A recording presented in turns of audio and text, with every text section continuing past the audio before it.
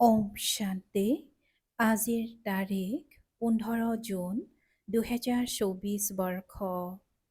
প্ৰাতঃ মুৰলী বাপদাদা মধুবন।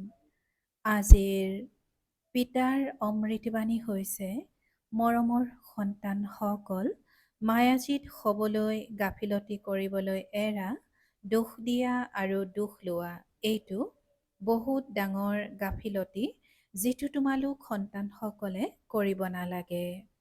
আৰু আজিৰ প্ৰশ্ন, পিতাৰ সন্তানসকলৰ ওপৰত কোনটো এটা আশা আছে? পিতাই উত্তৰত কৈছে, পিতাৰ আশা আছে যে মোৰ সকলো সন্তান মোৰ সমান সৰ্বদা পবিত্ৰ হৈ যাওক। পিতা সৰ্বদা পবিত্ৰ। তেওঁ আহিছে সন্তানসকলক কলা অৰ্থাৎ অপবিত্ৰৰ পৰা বগা অৰ্থাৎ পবিত্ৰ কৰি তুলিবলৈ। মায়াই কলা কৰি দিয়ে, পিতাই বগা কৰি তোলে। লক্ষ্মী নাৰায়ণ হৈছে বগা, সেয়েহে কলা পতিত মনুষ্য গৈ তেওঁলোকৰ মহিমা গায়। নিজক নিজ বুলি ভাবে। এতিয়া পিতাৰ শ্ৰীমত পোৱা যায়, মৰমৰ সন্তানসকল, এতিয়া বগা শতপ্ৰধান হ'বলৈ পুৰুষাৰ্থ কৰা। ওম শান্তি। পিতাই কি কৰি আছে আৰু সন্তানসকলে কি কৰি আছে? পিতায়ো জানে, সন্তানসকলেও জানে যে আমি আত্মা যি তমোপ্ৰধান হৈ গলো, তাক শতপ্ৰধান কৰি তুলিব লাগে, যাক সোণালী যোগী বুলি কোৱা হয়। পিতাই আত্মাসকলক চাই আত্মাৰ এই খেয়াল আহে, মই আত্মা কলা হৈ গলো, আত্মাৰ কাৰণে আকৌ শৰীৰো কলা হৈ গল। লক্ষ্মীনাৰায়ণৰ মন্দিৰলৈ যায় আগতে অলপো জ্ঞান নাছিল, লক্ষ্য কৰিছিল এওঁলোকতো সৰ্বগুণ সম্পন্ন বগা, মইতো কলা ভূত, কিন্তু জ্ঞান নাছিল। এতিয়াতো লক্ষ্মীনাৰায়ণৰ মন্দিৰলৈ গলে বুজিব, আমিতো আগতে এনেকুৱা সৰ্বগুণ সম্পন্ন আছিলো, এতিয়া কলা পতিত হৈ গলো। তেওঁলোকৰ আগত কয়, মই কলা বিকাৰী পাপী। বিবাহ পাশত আবদ্ধ হলে প্ৰথমে লক্ষ্মীনাৰায়ণৰ মন্দিৰলৈ লৈ যায়। দুয়োগৰাকীয়ে প্ৰথমে নিৰ্বিকাৰী হয়, তাৰ পাছত বিকাৰী হৈ যায়। গতিকে নিৰ্বিকাৰী দেৱতাসকলৰ আগত গৈ নিজক বিকাৰী পতিত বুলি কয়। বিয়াৰ আগতে এনেকৈ নকয়। বিকাৰগ্ৰস্ত হোৱাৰ বাবে আকৌ মন্দিৰলৈ গৈ তেওঁলোকৰ মহিমা কৰেগৈ। আজিকালিতো লক্ষ্মীনাৰায়ণৰ মন্দিৰত, শিৱৰ মন্দিৰত বিবাহ অনুষ্ঠান পাতে। পতিত হবলৈ বন্ধনত বান্ধ খায়। এতিয়া তোমালোকে বগা অৰ্থাৎ পবিত্ৰ হবলৈ বন্ধনত বান্ধ খোৱা। সেইবাবে বগা কৰি তোলোতা শিৱ বাবাক স্মৰণ কৰা। এইটো জানা যে এই ৰথৰ ভ্ৰুকুটিৰ মাজত শিৱ বাবা আছে, তেওঁ সৰ্বদা পবিত্ৰ। তেওঁৰ এইটোৱে আশা যে সন্তানসকল পবিত্ৰ বগা হৈ যাওক, মামেকম স্মৰণ কৰি পবিত্ৰ হৈ যাওক। আত্মাই পিতাক স্মৰণ কৰিব লাগে, পিতাও সন্তানসকলক দেখি দেখি সৰ্ষিত হয়। তোমালোক সন্তানসকলেও পিতাক দেখি উপলব্ধি কৰা যে পবিত্ৰ হৈ যাওঁ, তেতিয়া আকৌ আমি এনেকুৱা লক্ষ্মীনাৰায়ণ হ'মগৈ। এইটো লক্ষ্য উদ্দেশ্য সন্তানসকলে বহুত সাৱধানেৰে স্মৃতিত ৰাখিব লাগে। এনেকুৱা নহয় বছ বাবাৰ ওচৰলৈ আহিছো, আকৌ তালৈ গৈ নিজৰেই পেছাগত কাম কাজ আদিতেই লাগি যাবা। সেইবাবে ইয়াত পিতাই সন্মুখত বহি সন্তানসকলক বুজায়, ভ্ৰুকুটিৰ মাজত আত্মা থাকে, এয়া অকাল আত্মাৰ আসন। যিসকল আত্মা মোৰ সন্তান, তেওঁলোক এই আসনত বহি আছে। আত্মা নিজেই তমোপ্ৰধান, সেয়েহে আসনো তমোপ্ৰধান। এয়া ভালদৰে বুজিবলগীয়া কথা। এনেকুৱা লক্ষ্মীনাৰায়ণ হোৱা কোনো মাহীৰ ঘৰ অৰ্থাৎ ইমান উজু নহয়। এতিয়া তোমালোকে বুজি পোৱা যে আমি এওঁলোকৰ নিচিনা হৈ আছো। আত্মা পবিত্ৰ হৈহে যাব, তেতিয়া দেৱী দেৱতা বুলি কব। আমি এনেকুৱা স্বৰ্গৰ মালিক হওঁ, কিন্তু মায়া এনেকুৱা যে পাহৰাই দিয়ে। বহুতে ইয়াত শুনি বাহিৰলৈ যোৱাৰ লগে লগে আকৌ পাহৰি যায়। সেইবাবে বাবাই ভালকৈ দিহ কৰাই, নিজক চাব লাগে। যিমান এই দেৱতাসকলৰ গুণ আছে শ্ৰীমতত চলি সেয়া মই ধাৰণ কৰিছোনে? চিত্ৰও সন্মুখত আছে, তোমালোকে জানা আমি এনেকুৱা হ'ব লাগে, পিতাইহে তেনেকুৱা কৰি তুলিব। অন্য কোনেও মনুষ্যৰ পৰা দেৱতা কৰি তুলিব নোৱাৰে, একমাত্ৰ পিতাহে গঢ়ি তোলোতা গায়নো আছে মনুষ্যৰ পৰা দেৱতা। তোমালোকৰ ভিতৰতো ক্ৰমানুসৰিহে জানে। এই কথাবোৰ ভক্ত লোকসকলে নাজানে। যেতিয়ালৈকে ভগৱানৰ শ্ৰীমত নলয় একোৱেই বুজিব নোৱাৰে। তোমালোক সন্তানসকলে এতিয়া শ্ৰীমত লৈ আছা। এইটো ভালদৰে বুদ্ধিত ধাৰণ কৰা যে আমি শিৱ বাবাৰ মত অনুসৰি বাবাক স্মৰণ কৰি কৰি এনেকুৱা হৈ আছো। স্মৃতিৰে পাপ ভস্ম হ'ব, অন্য কোনো উপায় নাই। লক্ষ্মী নাৰায়ণটো বগা অৰ্থাৎ পবিত্ৰ নহয় জানো? মন্দিৰবোৰত আকৌ শ্যাম বৰণীয়া কৰি ৰাখিছে। ৰঘুনাথ মন্দিৰত ৰামক কলা বৰণীয়া কৰি ৰাখিছে কিয়? কোনেও নাজানে। কথাটি কিমান সাধাৰণ। ৰাম হৈছে ত্ৰেতাৰ। অলপ পাৰ্থক্য হৈ যায়, দুটা কলা কম হৈ নগ'ল জানো? বাবাই বুজাইছে আৰম্ভণিতে এওঁ শতোপ্ৰধান সুন্দৰ আছিল। প্ৰজাও শতোপ্ৰধান হৈ যায়, কিন্তু শাস্তি ভোগ কৰিহে হয়। যিমানেই বেছি শাস্তি সিমানেই পদো কম হৈ যায়। যত্ন নকৰে, গতিকে পাপ খণ্ডন নহয়, পদ কম হৈ যায়। পিতাইটো স্পষ্ট কৰি বুজায়, তোমালোক ইয়াত বহি আছা বগা হ'বলৈ। কিন্তু মায়া হৈছে ঘোৰ শত্ৰু, যিয়ে কলা কৰি দিলে। মায়াই যেতিয়া দেখে যে এতিয়া বগা কৰি তোলোতাজন আহিছে, সেয়েহে মায়াই বিৰুদ্ধাচৰণ কৰে। পিতাই কয়, এয়াতো ড্ৰামা অনুসৰি মায়াই আধাকল্প নিজৰ ভূমিকা পালন কৰিবই লাগে। মায়াই বাৰে বাৰে বিমুখ কৰি আনফালে লৈ যায়। লিখে বাবা, মায়াই মোক বহুত অশান্ত কৰে। বাবাই কয়, এয়াই যুদ্ধ। তোমালোক বগাৰ পৰা কলা, আকৌ কলাৰ পৰা বগা হোৱা, এয়া হৈছে খেল। বুজায়ো তেওঁলোকক যিয়ে পুৰা ৮৪ জন্ম লৈছে, বুজায়ো যে তেওঁলোকক যিয়ে পুৰা ৮৪ জন্ম লৈছে, তেওঁলোকে ভাৰততেই পদাৰ্পণ কৰে। এনেকুৱাও নহয় যে ভাৰতৰ সকলোৱেই ৮৪ জন্ম লয়। এতিয়া তোমালোক সন্তানসকলৰ এই সময় হৈছে অতিকৈ মূল্যৱান। পুৰা পুৰুষাৰ্থ কৰিব লাগে। আমি এনেকুৱা হ'ব লাগে। নিশ্চয় পিতাই কৈছে, কেৱল মোক স্মৰণ কৰা আৰু দৈবী গুণো ধাৰণ কৰিব লাগে। কাকোৱে দোষ দিব নালাগে। পিতাই কয়, সন্তানসকল, এতিয়া এনেকুৱা গাফিলতি নকৰিবা। বুদ্ধিৰ যোগসূত্ৰ একমাত্ৰ পিতাৰ সৈতে গঢ়া।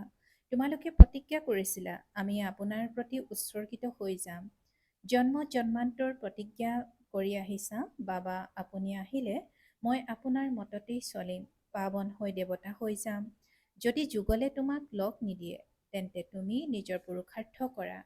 যুগলে যদি লগ নিদিয়ে, তেন্তে যোৰা নহ'বগৈ। যিয়ে যিমান স্মৰণ কৰিছে, দৈবী গুণ ধাৰণ কৰিছে, তেওঁলোকৰহে যোৰা হ'ব।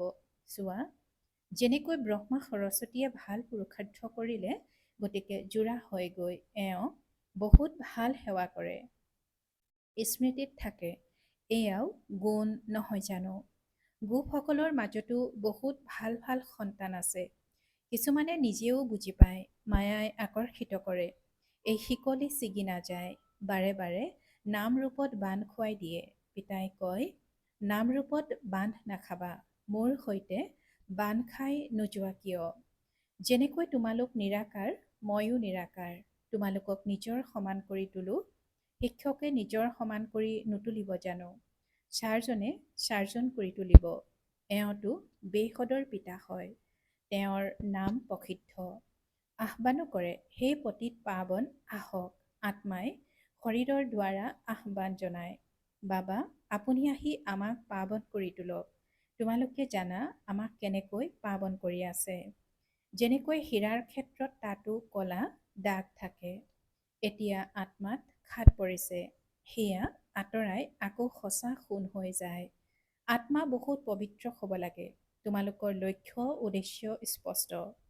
অন্য সৎসংগত এনেকৈ কেতিয়াও নহ'ব। পিতাই বুজায়, তোমালোকৰ উদ্দেশ্য হৈছে এয়া খোৱা। এয়াও জানা, ড্ৰামা অনুসৰি আমি আধাকল্প ৰাৱণৰ সংগত বিকাৰী হৈছো। এতিয়া এয়া হ'ব লাগে। তোমালোকৰ লগত বেজো আছে। ইয়াৰ ওপৰত বুজোৱাটো বহুত সহজ। এয়া হৈছে ত্ৰিমূৰ্তি, ব্ৰহ্মাৰ দ্বাৰা স্থাপনা, কিন্তু ব্ৰহ্মাইতো নকৰে। তেওঁতো পতিতৰ পৰা পাৱন হ'ব। মনুষ্যই এইটো নাজানে যে এই পতিতেই আকৌ পাৱন হয়। এতিয়া তোমালোক সন্তানসকলে বুজি পোৱা যে পঢ়াৰ লক্ষ্য অতি উচ্চ। পিতা পঢ়াবলৈ আহে, জ্ঞান বাবাৰেই আছে। তেওঁ কাৰো পৰা পঢ়া নাই। ড্ৰামাৰ পৰিকল্পনা অনুসৰি তেওঁৰ জ্ঞান আছে, এনেকৈ কোৱা নহ'ব যে এওঁ জ্ঞান ক'ৰ পৰা পালে। নহয়, তেওঁ হয়ে জ্ঞানৰ পৰিপূৰ্ণ। নহয়, তেওঁ হয়ে জ্ঞানেৰে পৰিপূৰ্ণ। তেওঁৱে তোমালোকক পতিতৰ পৰা পাৱন কৰি তোলে। মনুষ্যইতো পতিতৰ পৰা পাৱন হ'বলৈ গংগা আদিত স্নান কৰিয়েই থাকে। সমুদ্ৰতো স্নান কৰে, আকৌ পূজাও কৰে। সাগৰক দেৱতা বুলি ভাবে। বাস্তৱত নদীসমূহ যি বৈ থাকে সেইবোৰতো আছেই, কেতিয়াও বিনাশ নহয়। বাকী প্ৰথমতে এয়া শৃংখলাবদ্ধ হৈ থাকে। বান আদিৰ নামেই নাছিল, কেতিয়াও মনুষ্য ডুবা নাছিল। তাততো মনুষ্যই অতি কম সংখ্যক আছিল, আকৌ বৃদ্ধি হৈ গৈ থাকে। কলিযুগৰ অন্তলৈকে কিমান মনুষ্য হৈ যায়, তাততো আয়ুসো বহুত দীঘলীয়া হয়। কিমান কম সংখ্যক মনুষ্য থাকিব, আকৌ 2500 বছৰত কিমান বৃদ্ধি হৈ যায়। বৃক্ষৰ কিমান বিস্তাৰিত হৈ যায়। প্ৰথমতে ভাৰতত কেৱল আমাৰেই ৰাজ্য আছিল, তোমালোকে এনেকৈ ক'বা। তোমালোকৰ ভিতৰতো কিছুমান আছে যাৰ স্মৃতিত থাকে যে আমি নিজৰ ৰাজ্য স্থাপনা কৰি আছো। আমি হৈছো যুগবলধাৰী আত্মিক যোদ্ধা। এইটোও পাহৰি যায় আমি মায়াৰ লগত যুদ্ধ কৰোঁতা। এতিয়া এই ৰাজধানী স্থাপনা হৈ আছে। যিমানে পিতাক স্মৰণ কৰিবা সিমানে বিজয়ী হবা। লক্ষ্য উদ্দেশ্য হয়ে এনেকুৱা হবৰ কাৰণে এওঁৰ দ্বাৰা বাবাই আমাক এই দেৱতা কৰি তোলে। গতিকে কি কৰা উচিত? পিতাক স্মৰণ কৰিব লাগে। এওঁতো হৈ গ'ল দালাল। গায়নো আছে, যেতিয়া সদগুৰুক দালালৰ ৰূপত পালো। বাবাই এই শৰীৰ লয়, গতিকে এওঁ মাজতে দালাল নহ'ল জানো? আকৌ তোমালোকৰ যোগসূত্ৰ শিৱ বাবাৰ সৈতে গঢ়ি তোলে। বাকী বিবাহ আদিৰ নাম নলবা। শিৱ বাবাই এওঁৰ দ্বাৰা আমাক অৰ্থাৎ আত্মাসকলক পবিত্ৰ কৰি তোলে। এনেকৈ কয়, হে সন্তানসকল, মোক পিতাক স্মৰণ কৰা। তোমালোকেতো এনেকৈ নকবা, মোক পিতাক স্মৰণ কৰা। তোমালোকেতো এনেকৈ নকবা যে মোক পিতাক স্মৰণ কৰা। তোমালোকে পিতাৰ জ্ঞান শুনাবা। বাবাই এনেকৈ কয়, এয়াও পিতাই ভালদৰে বুজায়। আগলৈ গৈ বহুতৰ সাক্ষাৎকাৰ হ'ব, তেতিয়া অন্তৰ ভিতৰি ৰহি থাকিব। পিতাই কয়, এতিয়া সময় বহুত কম আছে, এই দুচকুৰে তোমালোকে বিনাশ দেখিবা। যেতিয়া আখৰা হ'ব তেতিয়া তোমালোকে দেখিবা কেনেকৈ বিনাশ হ'ব। এই দুচকুৰেও বহুত দেখিবা, বহুতৰ বৈকুণ্ঠৰো সাক্ষাৎকাৰ হ'ব। এই সকলোবোৰ শীঘ্ৰতাৰে হৈ থাকিব। জ্ঞান মাৰ্গত সকলো হৈছে বাস্তৱ, ভক্তি মাৰ্গত হৈছে নকল। কেৱল সাক্ষাৎকাৰ কৰিলে তেনেকুৱা হ'ল জানো? তোমালোকতো তেনেকুৱা হৈ যোৱা। যি সাক্ষাৎকাৰ কৰিছিলা পুনৰ এই দুচকুৰে দেখিবা। বিনাশ প্ৰত্যক্ষ কৰাটো কোনো মাহিৰ ঘৰ নহয়, তাৰ কথাই নুসুধিবা। এজনে সিজনৰ সন্মুখতেই হত্যা কৰে, দুখন হাতেৰে তালি বাজিব নহয়। দুই ভাতৃক পৃথক কৰি দিয়ে, পৰস্পৰ কাজিয়া কৰা। এয়াও ড্ৰামা ৰচি থোৱা আছে। এই ৰহস্য তেওঁলোকে বুজি নাপায়। দুয়োকে বেলেগ বেলেগ কৰি দিয়া বাবে কাজিয়া কৰি থাকে। গতিকে তেওঁলোকৰ বাৰুদ বিক্ৰী হৈ থাকিব। উপাৰ্জন নহ'ল জানো? কিন্তু অন্তিমত ইয়াৰ দ্বাৰা কাম নহ'ব। ঘৰত বহি বোমা বৰ্ষণ কৰিব আৰু শেষ। ইয়াত মনুষ্যৰ নতুবা হাতিয়াৰৰ দৰকাৰ নাই। গতিকে পিতাই বুজাই, সন্তানসকল, স্থাপনাটো নিশ্চয় হ'বই। যিয়ে যিমান পুৰুষাৰ্থ কৰিব সিমান উচ্চ পদ পাব। বুজাইতো বহুতেই। ভগৱানে কয়, এই কাম কটাৰী নচলাবা। কামক জয় কৰি জগতজিত হ'ব লাগে। অৱশেষত নিশ্চয় কাৰোবাক কাৰে আঘাত কৰিব। ভাল বাৰু। অতি মৰমৰ কল্পৰ পাছত পুনৰাই মিলিত হোৱা সন্তানসকলৰ প্ৰতি মাতা পিতা বাপ দাদাৰ স্নেহপূৰ্ণ স্মৰণ আৰু সুপ্ৰভাত। আত্মিক পিতাৰ আত্মিক সন্তানসকলক নমস্কাৰ।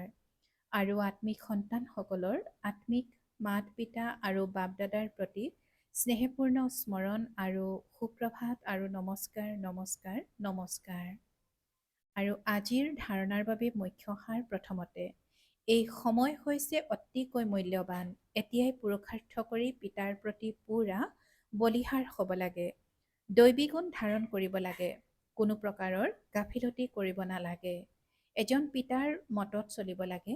লক্ষ্য উদ্দেশ্য সন্মুখত ৰাখি বহুত সাৱধানেৰে চলিব লাগে। আত্মাক শতোপধান পবিত্ৰ কৰি তুলিবলৈ পৰিশ্ৰম কৰিব লাগে। ভিতৰত যিয়েই দাগ অৰ্থাৎ ক্ৰুটি আছে সেয়া পৰীক্ষা কৰি দূৰ কৰিব লাগে। আৰু আজিৰ বৰদান। ব্ৰাহ্মণ জীৱনত প্ৰতিটো ছেকেণ্ডত সুখময় স্থিতিৰ অনুভৱ কৰোঁতা সম্পূৰ্ণ পবিত্ৰ আত্মা হোৱা। ব্ৰাহ্মণ জীৱনত প্ৰতিটো ছেকেণ্ডত সুখময় স্থিতিৰ অনুভৱ কৰোঁতা সম্পূৰ্ণ পবিত্ৰ আত্মা হোৱা। আৰু আজিৰ বৰদানৰ ব্যাখ্যা। পবিত্ৰতাকেই সুখ শান্তিৰ জননী বুলি কোৱা হয়। যিকোনো প্ৰকাৰৰ অপবিত্ৰতাই দুখ অশান্তিৰ অনুভৱ কৰায়। ব্ৰাহ্মণ জীৱন অৰ্থাৎ প্ৰতিটো ছেকেণ্ড সুখময় স্থিতিত থাকোঁতা, লাগিলে দুখৰ দৃশ্য হওক, কিন্তু য'ত পবিত্ৰতাৰ শক্তি থাকে ত'ত দুখৰ অনুভৱ হ'ব নোৱাৰে। পবিত্ৰ আত্মাসকলে মাষ্টাৰ সুখকৰ্তা হৈ দুখক আত্মিক সুখৰ বায়ুমণ্ডললৈ পৰিৱৰ্তন কৰি দিয়ে। আৰু আজিৰ শ্লোগান। সাধনবোৰ প্ৰয়োগ কৰি সাধনা বৃদ্ধি কৰাটোৱেই বেসদৰ বৈৰাগ্য বৃত্তি। সাধনবোৰ প্ৰয়োগ কৰি সাধনা বৃদ্ধি কৰাটোৱেই বেসদৰ বৈৰাগ্য বৃত্তি। ওম শান্তি। কৰ্মযোগী হ'বলৈ আজিৰ অব্যক্ত সংকেত। কৰ্মযোগীৰ প্ৰতিটো কৰ্ম চৰিত্ৰৰ সমান গায়নযোগ্য হয়। প্ৰতিটো কৰ্মৰ মহিমা কীৰ্তন কৰাৰ যোগ্য হয়। যেনেকৈ ভক্তসকলে কীৰ্তনত বৰ্ণনা কৰে যে এওঁৰ দৃষ্টি অলৌকিক, চলন অলৌকিক, প্ৰতিটো কাৰ্যই ইন্দ্ৰিয়ৰ সীমাহীন মহিমা কৰে। এনেকুৱা প্ৰতিটো কৰ্ম মহান অৰ্থাৎ মহিমাযোগ্য হওক। প্ৰতিটো কৰ্ম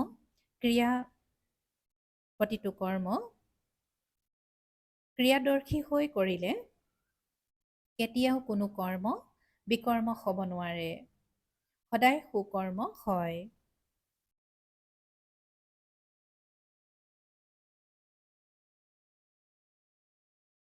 যেনেকৈ ভক্তসকলে কীৰ্তনত বৰ্ণনা কৰে যে এওঁৰ দৃষ্টি অলৌকিক, চলন অলৌকিক, প্ৰতিটো কাৰ্যই ইন্দ্ৰিয়ৰ সীমাহীন মহিমা কৰে। এনেকুৱা প্ৰতিটো কৰ্ম মহান অৰ্থাৎ মহিমাযোগ্য হওক।